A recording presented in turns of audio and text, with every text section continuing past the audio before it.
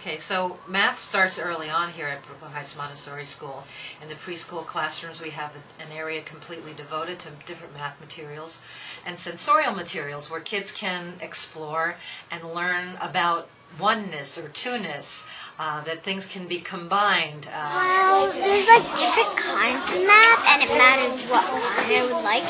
Like I like checkerboard, or like multiples, and there's a lot of math. So there's a lot of different. Well, what's going on here today is just wrapping up, but they've been working on, depending on their level, third graders are moving to abstraction from material. We're animals, just so you know. So we barely need to.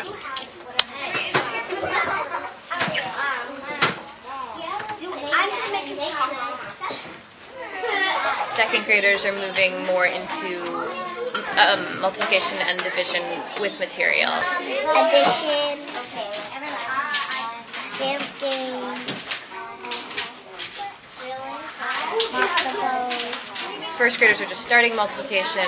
Some of them are moving to abstraction with addition, and they're working on dynamic subtraction with materials.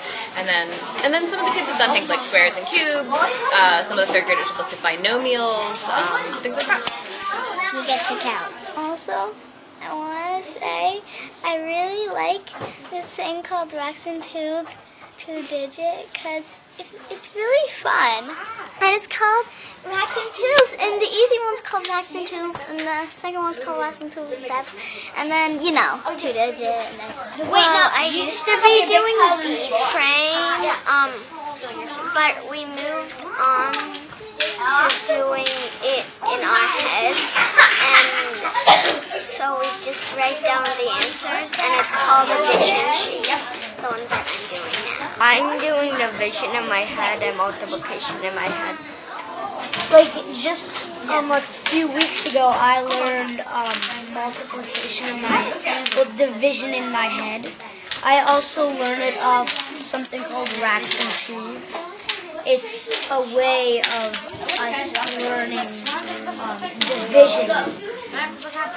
It's just a very fun way of us learning division. I think second graders might be doing minus, and first graders doing plus and minus, and all the time people work and they do math.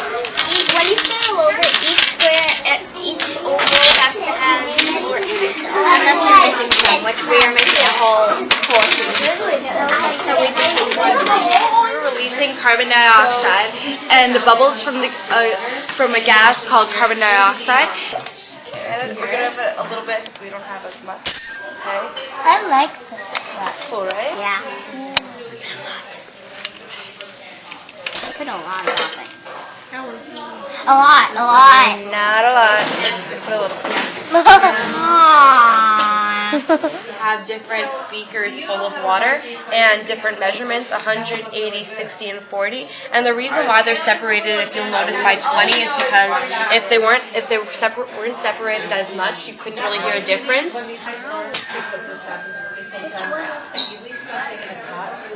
Oh, Indira's here. Indira, what's up? You stir the salt, a fourth a cup of Epsom salt with half a cup of boiling water.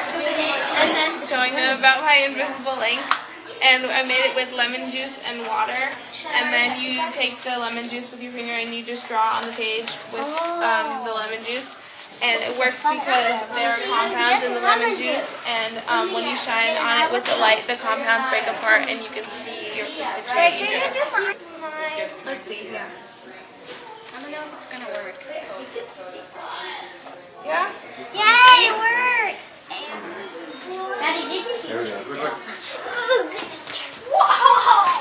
One of the projects that I just finished up with the 8th graders was a credit card study. Throughout the year they were allowed to buy different things on a facsimile credit card, and then at the end I kind of did the old Whopper on them and showed them how much it would cost. One student bought a Mustang. We estimated at $35,000, and he ended up only being able to make the minimum payments, and it ended up costing him $114,000 by the end of the year. It's gotten a lot better for me because it wasn't that good when I wasn't good like a couple of years ago, but I've really improved. The student body is great. They're the 7th and 8th grade. Math is taught individually. It's one of the few classes in Montessori that's taught by grade level, but that's rare. It's taught by grade level because students need to get through pre-algebra in order to move into algebra in 8th grade. Well, yeah, he's really patient. He's really patient. Very patient, good at explaining things when we don't understand. Yeah. Yeah, definitely. Yeah, no, Laurent is like a great teacher. Yeah, and like especially when other kids know how to do it, then they really help you. Yeah, like if you need help, like Irini Irini. helped me a lot, and Irini and Nishoma. Nishoma, they help. Great help.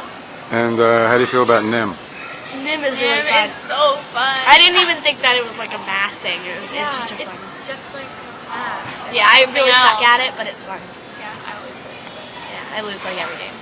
Well, it's never been like a really easy subject for me, but over the years I've been getting a lot better. And I found that it gets a lot simpler when you ask for help, so don't be afraid to ask for help from a teacher or a friend. NIM, it's a really fun game. It's really, at first it was really challenging, but once you get the hang of it, and once you know like how to go around it, it's a lot simpler. And you can play against your friends, and it's really fun. I guess I don't really see NIM as a math game. I think it's more a strategy game. I am not a math fan, but you gotta do what you gotta do. I want to give up, and I would give up, but I just go for help, and then I figure out how to do it and get the rest of them done, so that I don't have to take longer with my assignments. I think math is fun, I guess. I mean, sometimes it can get really hard, but I like math, and I think that I have a tutor at home, and I think he's really helping me improve in math. And Laurent is a really good teacher, and he helps me, and so I think math is fun. Yeah, I like it.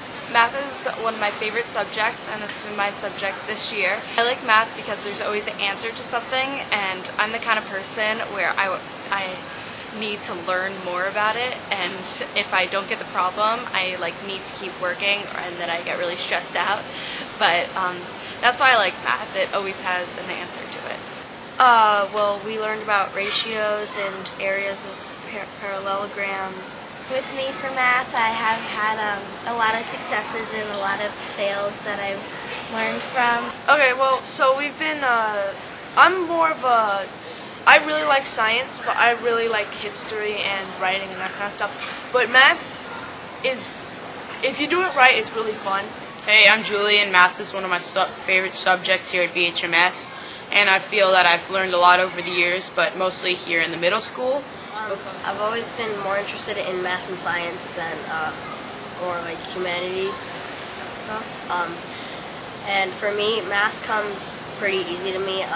Once I get the concept, it usually sticks to me. And Well, I've always liked math more than writing because I feel like I understand math more and I find it a lot more interesting because there's just so many things you can do.